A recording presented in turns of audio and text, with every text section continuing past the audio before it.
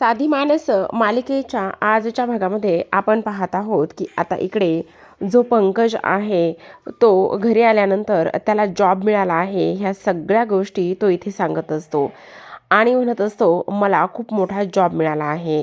मग प्रॉब्लेम काय आहे त्यावर आता त्या एजन्सीने माझी सीट कन्फर्म केलेली आहे. एकदा का माझी सीट कन्फर्म झाली की मग फक्त मला कॅनडाला जॉबला जायचं आहे. अरे मग चांगलीच गोष्ट आहे ना, पण एक प्रॉब्लेम आहे असं इकडे तो बोलत असतो. कसला प्रॉब्लेम आहे, कोणाचा प्रॉब्लेम आहे, काही सांगणार आहेस का असं विचारण्यात येतं. तेव्हाच पंकज म्हणत असतो असा प्रॉब्लेम आहे की इकडे 14 लाख भरले की मग माझा जो जॉब आहे ना तो इथे कन्फर्म होणार आहे असं इथे पंकज बोलत असतो. आता 14 लाख भरायचेत ही गोष्ट ऐकल्यानंतर सगळ्यांना मात्र खूपच मोठा धक्का बसतो की 14 लाख भरण्यासाठी हा मुलगा असा कसा करू शकतो आणि त्याचबरोबर 14 लाख भरायचेत म्हणून हा असा कसा बोलू शकतो. ह्या सगळ्या काही गोष्टी इथे आता तो बोलत असतो. त्याचबरोबर आपण पाहतो की इकडे काही जरी झालं ना तरी सुद्धा जो काही सत्या आहे तो सत्या मात्र इकडे म्हणत असतो अरे तू काही वेडा आहेस का. 14 लाख भरणं म्हणजे काय खाण्याची गोष्ट आहे का. तू कसा काय असा बोलू शकतोस. ह्या सगळ्या गोष्टी इथे आता तो बोलत असतो. तेव्हा तो म्हणत असतो अरे तुम्ही असं काय करताय. मी तुम्हाला खरंच सांगतोय 14 लाख भरले की माझा जो जॉब आहे ना तो मात्र कन्फर्म होणार आहे असं बोलल्यानंतर आता मात्र इकडे दुसऱ्या बाजूला सगळ्यात महत्त्वाची गोष्ट जे काही सुधाकर आहेत त्यांना मात्र इथे खूप मोठा धक्का बसतो. त्यांना हसावं रडावं की आणखी काय करावं ह्याच गोष्टी इथे आता समजत नसतात. तेव्हा आपण पाहतो की इकडे जे काही सुधाकर आहेत ते इथे सोफ्यावरती बसतात आणि जोराजोरातच हसायला लागलेले असतात. तेव्हा आता इकडे आपण पाहतो की त्यांना काय झालेलं आहे ही गोष्ट मात्र कोणालाच कळत नाही. ते आनंदाने हसतायत की आणखी वेगळं काही कारण आहे ह्या गोष्टी मात्र त्यांना अजिबात समजत नसतात. त्याचबरोबर आपण पाहतो की इकडे सगळ्यात महत्त्वाचं म्हणजे आता जो सत्या आहे तो सत्या इकडे पंकजला म्हणत असतो बबड्या काहीही म्हण आज तुझ्या मला मात्र माझ्या बापाच्या चेहऱ्यावर हसू आलेलं आहे. आज तू असं ओके काहीतरी केलेलं आहेस की त्यामुळे मात्र पहिल्यांदा इथे माझ्या बापाच्या चेहऱ्यावर हसू आलेलं आहे. काही म्हण बबड्या खरंच कसलं भारी रे. बाप बाप तुला सांगू का तू नेहमी असंच आनंदात आणि हसत राहत जा असं सत्या म्हणत असतो. त्याचबरोबर बबड्या तुला एक गोष्ट सांगू का तुला 14 लाख काय 14 रुपये सुद्धा ह्या घरातून मिळणार नाही आहेत. कारण या अगोदर तू माझ्या बापाचे 35 लाख रुपये जवळपास घेऊन गेला होतास. आता मी काय म्हणतो ते नीट ऐक. जे 35 लाख रुपये तू घेऊन गेला होतास ना त्या 35 लाख रुपयामधून हे 14 लाख वजा कर आणि बाकीचे पैसे तू जे काही वापरायचेत ना ते तू वापर असं इकडे तो बोलत असतो. आणि काय रे बबड्या असा कोणता जॉब आहे रे जो की तुला 14 लाख भरायचे आणि त्यानंतर मिळणार आहे. तू काही डोक्यावर वगैरे पडला आहेस की काय हां असं कसं वागू शकतोस तू. त्याचबरोबर आपण पाहतो इकडे आता हे सगळं काही बोलणं सुरू असतं आणि तेव्हा मात्र इकडे जी काही देविका आहे देविकाचं व्रत हे तिचं तिचं सुरूच असतं. तिला एका पायावर जे व्रत करायला सांगितलेलं असतं ते मात्र ते कंटिन्यू इथे सुरूच असतं. पण आता आपल्या सत्या काही केल्या गप्प बसत नसतो. कारण इथे त्याला माहिती असतं की हा फक्त आणि फक्त कॅनडाच्या नावाखालीच ह्या सगळ्या गोष्टी इथे बोलतोय आणि हे सगळं काही याच पद्धतीने करतोय. त्यामुळे मला असं वाटतंय की आता आपण शांत बसलं नाही पाहिजे. तेव्हा निरुपा म्हणत असते मी काय म्हणते मीरा तुला काय झालंय ग हसायला. तू का उगाचच हसत आहेस. तू काय 14 लाख रुपये इथे देणार आहेस का. त्यावर मीरा म्हणत असते ससूबाई मी तुम्हाला 14 लाख रुपये तर नाही देऊ शकत बरं का. पण मी तुम्हाला मात्र गरमागरम सगळ्यांना चहा नक्की पाजू शकते. तेव्हा सुधाकर म्हणत असतात मीरा अगदी बरोबर बोलतेस तू. तू एक काम कर. तू ना मस्त असा गरमागरम सगळ्यांसाठी चहा बनव आणि ते सुद्धा मस्त आलं घालून चहा बनव. त्याचं काय आहे ना तिकडे कॅनडाला खूप थंडी असते आणि आता हा जो पंकज आहे तो सुद्धा गरमागरम चहा पिईल असं इकडे तो बोलत असतो. त्याचबरोबर सत्याला मात्र खूपच हसायला येत असतं. कारण जो काही पंकज आहे तो बोललेलाच असतो तसा आणि त्या पद्धतीने. तर आपण पाहतो की इकडे आता जी देविका आहे ती म्हणत असते, आई पण मी काय म्हणते, तू काही म्हणण्याआधी एका गोष्टीचा विचार कर. हे जे काही तुझं व्रत सुरू आहे ना, ते व्रत अगोदर तू पूर्ण करण्याचा प्रयत्न कर. ते व्रत तुझं पूर्ण झालं ना, त्यानंतरच सगळं व्यवस्थित होणार आहे, समजलं. आता इकडे दुसऱ्या बाजूला सुधाकर खोलीमध्ये गेल्यानंतर जो सत्य आहे तो मात्र त्यांच्या पाठीमागे जातो आणि म्हणत असतो, बाप तुला एक गोष्ट सांगू का, तू ना असं नेहमीच हसत राहा, नेहमी आनंदात राहा. तू असा आनंदात राहिला आहेस, हसत राहिला ना तर खूप छान वाटतं बघ. खरंच तुला असं पाहिल्यानंतर आनंद होतो बघ. अरे तुला कळत नाही, मला हसावं की रडावं तेच कळत नाही. हा जो काही आता पंकज एवढं सगळं काही बोलून गेलाय ना, त्यामुळे मात्र मला कोणत्याच गोष्टी ते समजत नाही आहेत. काय करावं ते अजिबात कळत नाही. असं सुद्धा तो इथे बोलत असतो. त्याचबरोबर बाप, अरे जरा तरी शांत बस ना. नाही बसवत रे शांत मला, खरंच नाही बसवत. कारण त्या पंकजला कळायला पाहिजे तो काय बोलतोय आणि काय नाही. 14 लाख रुपये कुठून आणायचे? 14 लाख रुपये? अरे 14 लाख भरा आणि जॉब घ्या, त्यापेक्षा न जॉब केलेलंच काय वाकडे? सांग ना तू. 14 लाख रुपयात जॉब देतोय. आणि तेव्हा सुधाकरला खूप हसायला येत असतं. अक्षरशः एवढं हसत असतात की काही विचारू नका. कारण इकडे हसून हसून अक्षरशः पोट दुखायची वेळ आलेली असते. कारण जो काही पंकज आहे, पंकजने ह्या सगळ्या गोष्टी अशा बोलल्यामुळे आता इकडे ते हसत असतात. त्याचबरोबर सत्या म्हणत असतो, बाप प्लीज जरा शांत बस ना, नको एवढा त्राग करून घेऊ स्वतःला आणि नको एवढं हे करून घेऊ. पण तरीसुद्धा आपण पाहतो की इकडे तू असाच कायम हसत राहिलेला मला बरं वाटतोय. पण इकडे आता ते म्हणत असतात, काय रे माणसाचं खरं आहे. तेव्हा सत्या म्हणतो, असं का म्हणतोयस? हे बघ, जिथं तू जाशील तिथे मी नक्की असणार आहे. तेव्हाच आपण पाहतो की इकडे आता सुधाकर त्याच्यावर ओरडतात आणि म्हणत असतात, हे बघ, आता इथून पुढे ह्या अशा गोष्टी अजिबात बोलायच्या नाही आहे, समजलं तुला? आणि पुन्हा एकदा हसायला लागलेले असतात. पण पंकजमुळं मात्र आज घरामध्ये आनंद आलेला आहे. अरे बाप, तू जर असा हसणार असलास ना तर तो पंकज काय, अरे तू कोणामुळे सुद्धा मी तुला हसवायला तयार आहे. त्या पंकजमुळे तू आज हसलायस ना, मला तर आनंदच होतोय बघ. तर आता आपण दुसऱ्या बाजूला पाहतो, इकडे देविका खोलीमध्ये आलेली असते. खोलीमध्ये आल्यानंतर ती विचार करत असते, मला तर आता खूप आनंद झालेला आहे. आणि त्याचबरोबर सगळ्यात महत्त्वाचं म्हणजे की आता जे काही घरामध्ये वातावरण सुरू आहे ना, ते वातावरण पाहिल्यानंतर अजूनच आनंद होतोय, असं इकडे ती बोलत असते. तेवढ्यातच आता पंकज तिथे असतो आणि पंकज तिथे असल्या कारणाने इथे ती म्हणत असते, बेबी तू वेडा आहेस का रे? अगं असं काय करतेस? मला 14 लाख रुपये हवेत आणि 14 लाख रुपये हवे असल्या कारणाने इकडे मला ना आता कॅनडामध्ये जॉब करायचा आहे.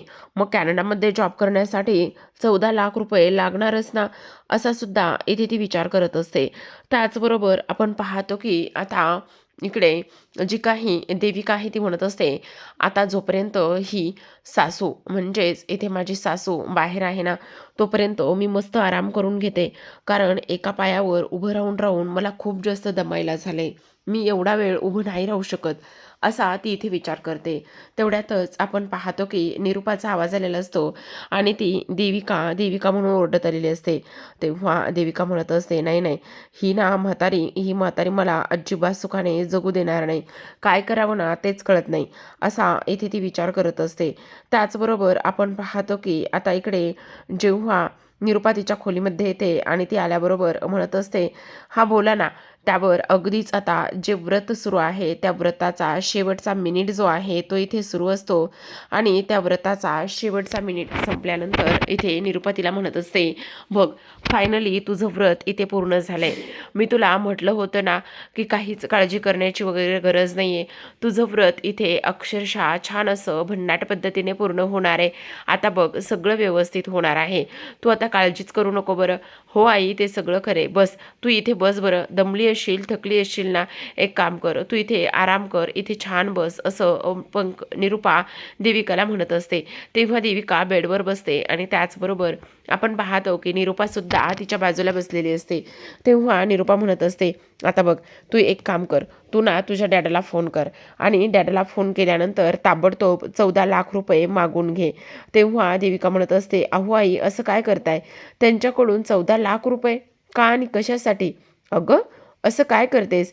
आपल्या इथे पंकजला कॅनडासाठी जॉब हवा आहे ना, आणि त्यामुळेच इथे 14 लाख रुपये आणले तर चांगलं होईल. उलट तुम्हाला चांगलं, तुम्ही कॅनडात जाता, सगळ्या गोष्टी व्यवस्थित होतील ना. त्यावर ती म्हणत असते, अहो आई, पण मी काय म्हणते, आत्ता माझे डॅडा एवढे 14 लाख रुपये नाही देऊ शकत. ते कुठून देणार आहे तेवढे 14 लाख रुपये? मी नाही मागू शकत त्यांच्याकडे 14 लाख रुपये. अरे, असं काय करतेस? 14 लाख रुपये नाही मागू शकणार म्हणजे?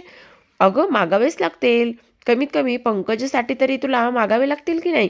असं सुद्धा आता इकडे ते बोलत असतात. त्यावर ती म्हणत असते, अहो आई, तुम्हाला एक गोष्ट सांगू का?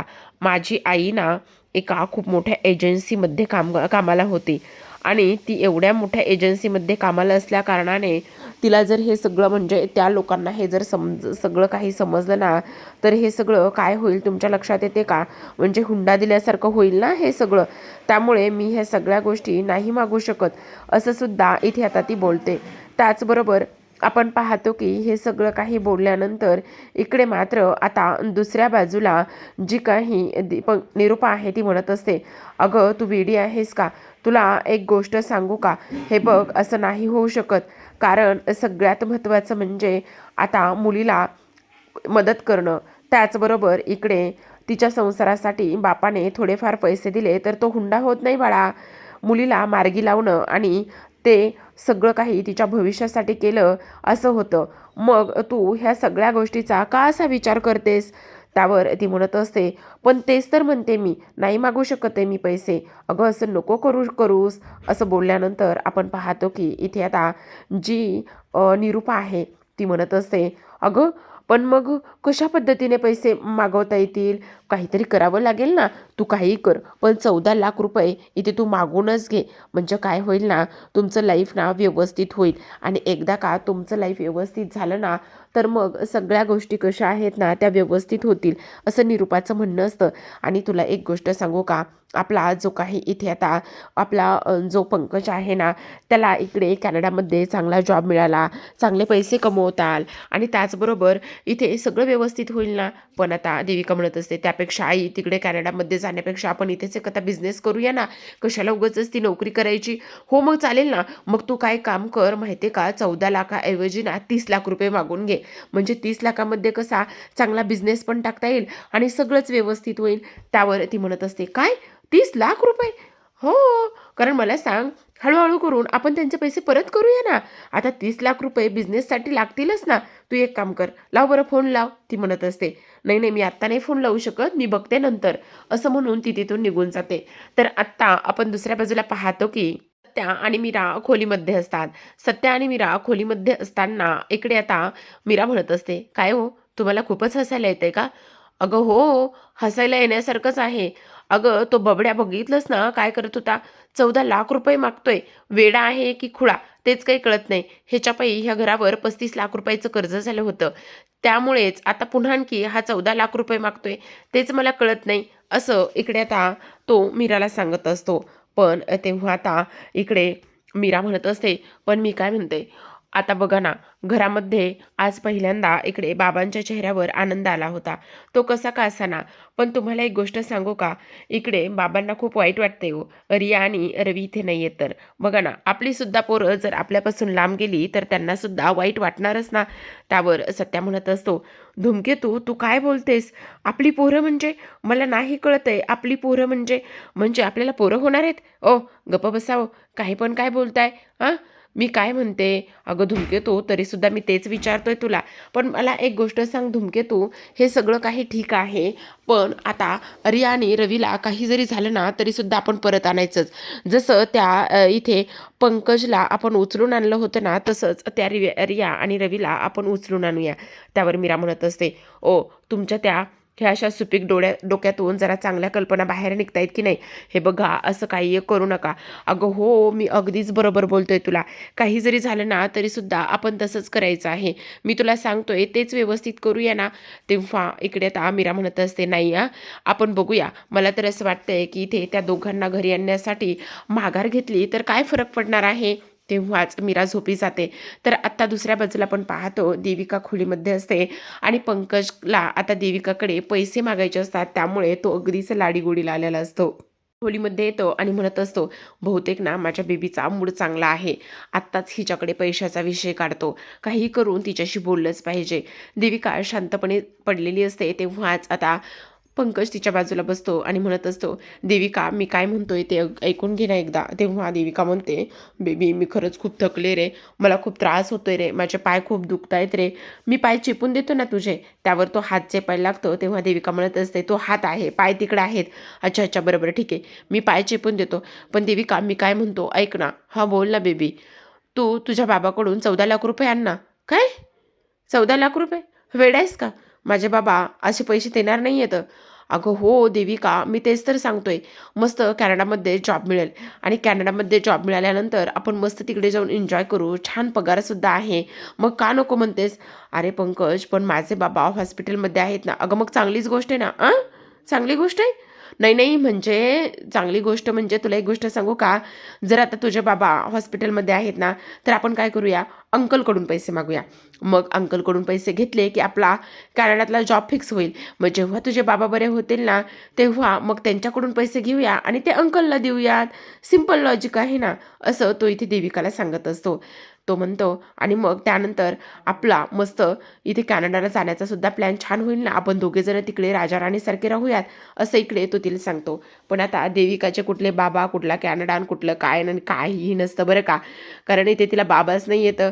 किती म्हणजे एक सत्य लपवण्यासाठी किती आणि काय काय खोटं बोलावं लागतं ना प्रेक्षकांनो बघा. आता इथे मात्र ती म्हणत असते, पण पंकज त्यापेक्षा एक गोष्ट मी तुला सांगू का, तू तुझ्या आईकडेच का नाही पैसे मागत? आईकडे? हो, कारण बघ ना, एवढं मोठं घर आहे, एवढ्या सगळ्या गोष्टी आहेत. मग जर आता इथे आपण ह्या घरावर कर्ज काढलं तर इकडे आई नक्कीच तुला पैसे देतील. आणि तसंही आई तुझं किती ऐकतात. आईचा तू किती लाडका आहे. मी सांगते तसंच कर. तू जा आणि आईकडे पैसे माग.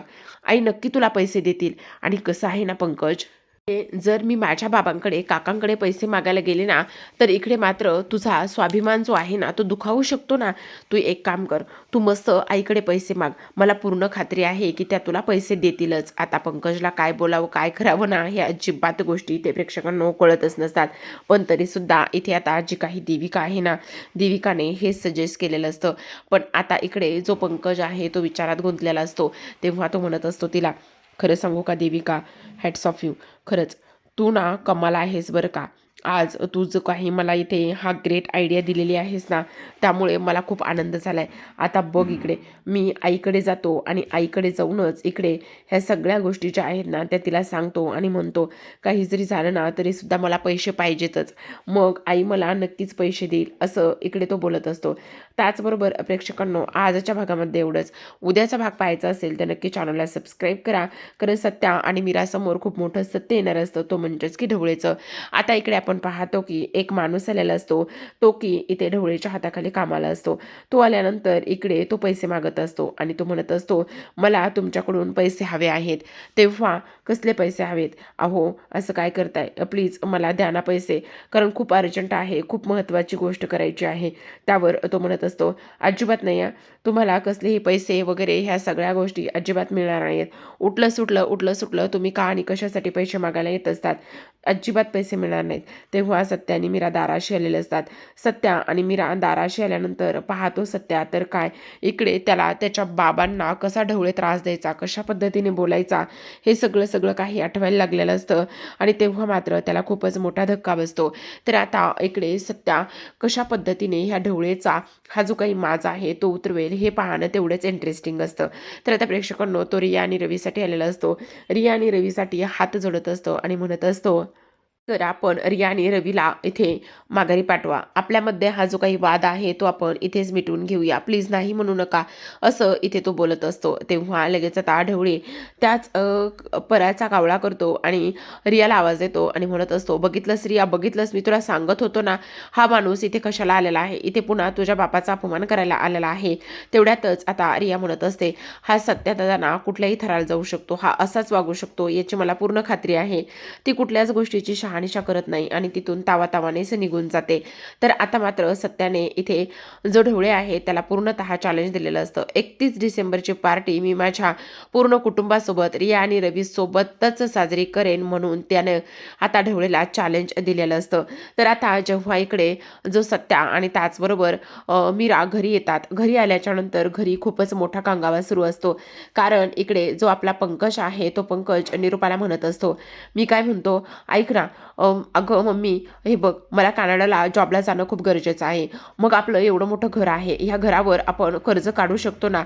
त्यावर लगेच आता इकडे जो काही सत्य आहे तो म्हणत असतो, अरे तू डोक्यावर पडलायस का, एवढा तरणा ताठा पोरगा तू, आणि आता ह्या वयामध्ये आईबापांकडून कर्ज काढून तुला जॉब करायचा आहे. अरे ह्या वयामध्ये त्यांची तू आधार काठी बनायला पाहिजे, तर तू त्यांच्याकडून पैसे उकळून पाहतोयस. त्यावर आता पंकज म्हणत असतो, मम्मा बघ ना, हा कसा मला बोलतोय, बघ ना, असं कसं मला बोलतोय. त्यावर निरूपा म्हणत असते, तो अगदी बरोबर बोलतोय, काही एक चुकीचं बोलत नाही, समजलं. सत्या काही एक चुकीचं बोलत नाही, तो बरोबर बोलतोय. ही गोष्ट जेव्हा निरूपा बोलते तेव्हा मात्र घरातील सगळ्यांना खूपच मोठा धक्का इथे बसलेला असतो. पहिल्यांदी निरूपाने इथे आता जो काही सत्य आहे त्याची बाजू घेतलेली असते. तर प्रेक्षकांनो, आता या पद्धतीने हा नवीन ट्विस्ट आणि त्याचबरोबर इथे निरूपाने सत्याची बाजू घेतल्यामुळे आणखी मालिकेमध्ये काय काय ट्विस्ट येतील हे पाहणं तेवढंच इंटरेस्टिंग असतं. तर अशाच नवीन नवीन डेली मालिकांचे अपडेट्स आणि ट्विस्ट रिव्ह्यू पाहिजे असतील तर नक्की चॅनलला सबस्क्राईब करा. भेटूयात उद्याच्या भागामध्ये. तोपर्यंत धन्यवाद.